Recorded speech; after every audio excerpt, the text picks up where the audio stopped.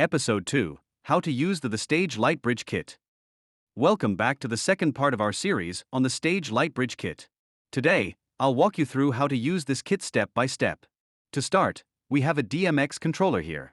For this demonstration, I've attached an ArtNet converter to it.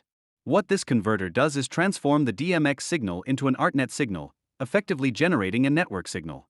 Of course, you can use other consoles like a Tiger Touch or an MA console. Any controller that outputs a network signal will work. For now, I'm using this smaller console for the demo. On the left side, we have our FiberNode, which is responsible for taking the network signal from the controller and converting it into a fiber-optic signal for output. Next, the fiber-optic signal travels to the FiberSwitch Pro. This device converts the fiber-optic signal back into a network signal. The front panel provides 6 network ports, and the rear panel offers 2 more, making a total of 8 network outputs. Finally, the signal is sent to the ArtNet Controller. This device takes the network signal from the FiberSwitch Pro and converts it back into DMX signals, which can then control DMX fixtures. Take a look at this diagram for reference as we go through the connections. To summarize the signal flow, the DMX controller first sends a network signal to the FiberNode.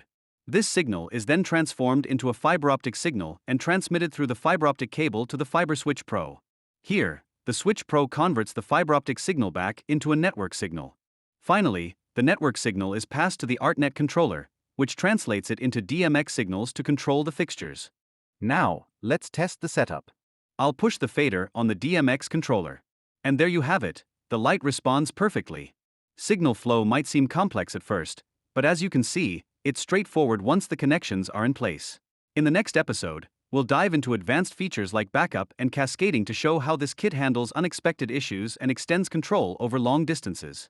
Be sure to subscribe so you don't miss it, and leave your questions or feedback in the comments below. See you next time.